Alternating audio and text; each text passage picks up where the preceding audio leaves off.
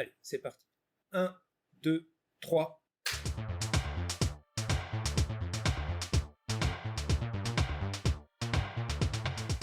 Et bonjour, c'est à nouveau Styr. Voilà, Sectaire est parti. J'en ai profité subrepticement pour fermer la porte à clé. Et nous allons à nouveau parler de règles narratives. Et aujourd'hui, je vais m'intéresser à un concept qui a, dès le début du jeu de rôle, joué un rôle narratif extrêmement important, à savoir la mort. Alors, dans le début des jeux de rôle, la mort était représentée en fait par le moment où votre personnage n'a plus de points de vie et que on se retrouve dans une situation où il n'a pas moyen d'être sauvé. Pour la petite histoire, le 0 point de vie ne signifiait pas que votre personnage était mort, mais qu'il était simplement inconscient. Alors évidemment, si vous êtes inconscient au milieu d'une troupe d'orques, hein, la mort arrive assez rapidement, mais la plupart du temps, c'était quelque chose d'assez binaire. Votre personnage était vivant ou mort. Rapidement, en fait, et pareil, quand je dis rapidement, c'est dès le début, hein, quasiment, on a trouvé des moyens de sauver le personnage. Et d'ailleurs, le mot sauver est intéressant, on en reparlera dans la deuxième partie. Sauver le personnage, alors comment? Dans le monde fantastique, c'est relativement simple. Un rituel va permettre de ramener votre personnage à la vie. Alors, le souci là-dedans, c'est que ces rituels sont censés être narrativement rares, puisque si tout le monde pouvait être ramené à la vie une fois qu'il mourait, eh bien l'univers aurait un léger problème. Et c'est d'ailleurs toujours été un des défauts du système. Pourquoi craindre la mort alors une simple résurrection pourrait permettre aux rois, aux soldats de revenir au combat? Donc, très rapidement, on a mis en place des verrous à cela. Et le verrou a souvent été associé à la religion. C'est un dieu qui ramène à la vie, donc il faut que le dieu en ait envie. Alors, cela n'a pas toujours été souvent joué, hein. On a tous fait des campagnes de Donjons& Dragons où le dieu du bien va ramener à la vie le personnage mauvais parce que bon, bah, ils ont claqué l'argent au temple et que voilà, c'est fait. Vénalus a bon dos. Mais dans la réalité, tous les systèmes étaient en fait plutôt contraignants. Souvent d'ailleurs avec des pénalités. Vous étiez ramené à la vie, mais vous perdiez un niveau. Et dans les dernières parties de Donjons& Dragons, ça pouvait être compliqué. Alors ça vaut pour les univers médiévaux fantastiques. Et pas tous, parce que la plupart d'entre eux, en fait, n'offraient pas cette possibilité-là.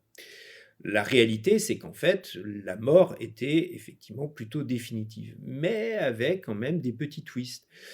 Ainsi, certains jeux de rôle, notamment on peut penser ici à les univers du monde des ténèbres, étaient suffisamment développés pour permettre en fait d'avoir une sorte de vie après la mort. Votre personnage pouvait être ramené à la vie, il pouvait être consulté via la nécromancie, ce genre de choses.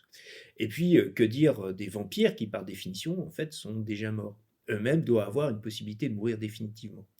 Donc, tous les livres de règles, finalement, quand vous les regardez, ont une partie qui est consacrée à la mort. Votre personnage va mourir lorsque telles conditions sont rencontrées et ces conditions sont considérées comme définitives à quelques exceptions près. Alors on ne va pas faire le tour d'horizon, mais on va quand même s'intéresser un peu à ces différentes façons qui ont été abordées. On l'a dit au tout début, la plupart du temps, il s'agissait d'une réserve de vie. Votre personnage a des points de vie ou a des niveaux de santé.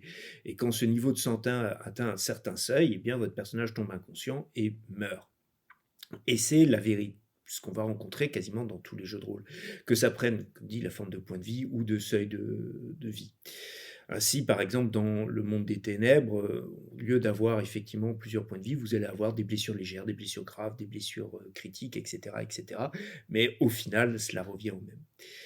Dans d'autres systèmes, et là je pense notamment au secret de la septième mer, on veut essayer d'avoir un cadre bien plus héroïque. Le personnage n'est pas censé mourir comme ça. Donc on va faire une distinction très nette entre ce qui va être considéré comme des blessures superficielles et les blessures graves.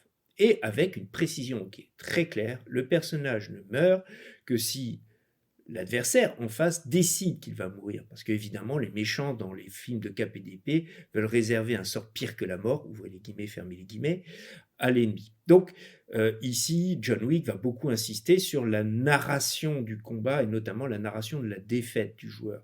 Si ce dernier n'est pas destiné à mourir à ce moment-là précis du scénario, eh bien il ne va pas mourir, c'est écrit. Donc ici, il y a vraiment par rapport à une situation de simulation physique, votre personnage n'a plus la force de se battre, il y a un impératif narratif qui entre en jeu et on dit très clairement non, non, là le personnage ne va pas mourir. Et puis il y a des jeux où très clairement on se moque complètement de ça, où on va dire bah non, le personnage il a 0 point de vie, il meurt. C'est tous les jeux un peu simulationnistes qui vont essayer de coller au plus près. Je pense notamment à la quasi-totalité des jeux Chaosium, avec en plus ce système de critique qui fait qu'il est assez facile de mourir. Alors, ça, c'est la partie commune et comme je l'ai dit, qu'on va retrouver dans quasiment tous les jeux. Là, aujourd'hui, je voulais surtout m'intéresser à un jeu qui sort complètement du lot, sorti assez récemment, qui se nomme Eclipse Phase. On en a parlé dans un podcast avec Sectaire dans le cadre de science-fiction, et j'avais dit, et je le maintiens, que c'est pour moi l'un des rares jeux de science-fiction, c'est-à-dire un jeu où on interroge le joueur quant à l'impact, les conséquences que peut avoir les découvertes scientifiques ou les connaissances de notre temps. Et notamment, l'une de ces découverte scientifique, c'est la possibilité de sauvegarder l'esprit des individus. Alors, petit élément de contexte, dans Eclipse Phase, une catastrophe terrible a eu lieu, l'humanité a quasi disparu, la Terre est devenue totalement inhabitable, il reste un peu moins d'1 milliard d'habitants dans le système solaire, mais à côté de ça, des progrès techniques phénoménaux ont eu lieu, et le 4e couverture le dit bien. Ton esprit est un logiciel, programme-le. Ton corps est une coquille, change-le. La mort est une maladie, soigne-la. L'extinction approche, affronte-la. Ce sont les deux vers du milieu. Ton corps est une coquille, change-le. Et la mort est une maladie, soigne-la, qui est important. Car dans cet univers, tous les humains possèdent ce qu'on appelle une pile corticale qui sauvegarde régulièrement l'esprit de la personne. Et cette pile corticale, en fait, peut être récupérée et réinjectée. Votre personnage meurt, mais en fait, il n'est pas mort. Il va pouvoir reprendre là où il s'est arrêté. La mort n'est plus une donnée dans le monde de Eclipse Phase. Mais par contre, cela va créer d'autres problèmes parce que personne n'a envie de jouer une pile corticale. On a envie de réintégrer rapidement son corps. Donc rapidement, la question qui va se poser, c'est de savoir comment réintégrer le corps. Et puis, il y a d'autres facteurs aussi. Est-ce que la sauvegarde a eu lieu correctement? Et autrement, il peut aussi très bien que la pile corticale ait été détruite. Donc, est-ce que vous avez une copie de sauvegarde de vos données? Donc tout ça est géré en fait dans le jeu grâce à une mécanique qui s'appelle le upload, c'est-à-dire le moment où on va sauvegarder votre esprit. Vous pouvez le faire, c'est fait de manière automatique par votre pile corticale, mais vous pouvez aussi le faire manuellement pour que ça soit stocké à l'écart si jamais votre corps venait à disparaître dans l'espace ou ce genre de choses. Ça, c'est le premier point. Le second point, et ça c'est un point qui est important, qui dit sauvegarde de votre esprit, dit copie. Et il est tout à fait possible, et c'est d'ailleurs prévu, c'est l'un des éléments narratifs du jeu, que quelqu'un décide de copier votre âme pour en faire un double de vous, un fork. Et vous allez devoir vous retrouver à gérer cela. Donc on a ici tout un système en fait qui va insister sur le poids que va représenter votre âme plutôt que votre corps. Et ça fait une sacrée distinction. La gestion de vos sauvegardes, la gestion de vos uploads, ce qui peut vous arriver alors que à un moment donné, vous êtes inconscient, va être à votre charge, entre guillemets. Et peut-être même vous forcer à réfléchir un peu à où est-ce que je stocke mon esprit pendant que je m'en vais vivre des aventures dans l'espace, ce genre de choses. À cela, il faut aussi s'ajouter, faites-vous confiance à vos équipiers. On est toujours dans l'idée que nous sommes censés jouer un groupe soudé ou quoi que ce soit, mais il faut savoir que les esprits ont une valeur.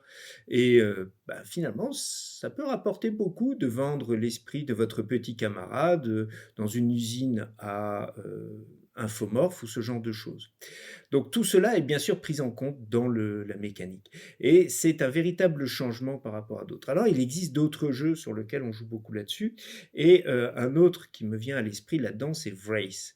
Vrace était un jeu de rôle publié par White Wolf, dans lequel votre personnage est déjà mort. Vous êtes un fantôme, littéralement, et donc par conséquent, la question de la mort se pose de manière un peu différente.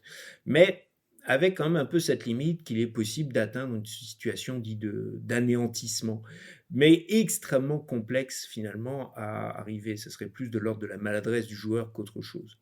Et à nouveau, ici, la disparition de la mort en tant que palier définitif du jeu, eh bien, change beaucoup par rapport à la prise de risque, par rapport à la conséquence de ses actes, etc., etc. Dans le cas de Equiphase, ce qui est vraiment intéressant, c'est aussi la question de ben, maintenant que je suis mort, dans quoi je vais me réincarner? Est-ce que je vais garder le même corps? Est-ce que je vais changer? Est-ce que je vais opter pour un infomorphe ou ce genre de choses? Et à nouveau aussi, est-ce que mes camarades vont vraiment respecter mes dernières volontés? Donc peut-être aussi des éléments sur lesquels il faut réfléchir. Donc, à nouveau, ici, une mécanique qui pousse les joueurs à s'intéresser aux conséquences de leurs actes, que je trouve assez intéressante. Et voilà, c'était Styr, et je vous dis à plus tard.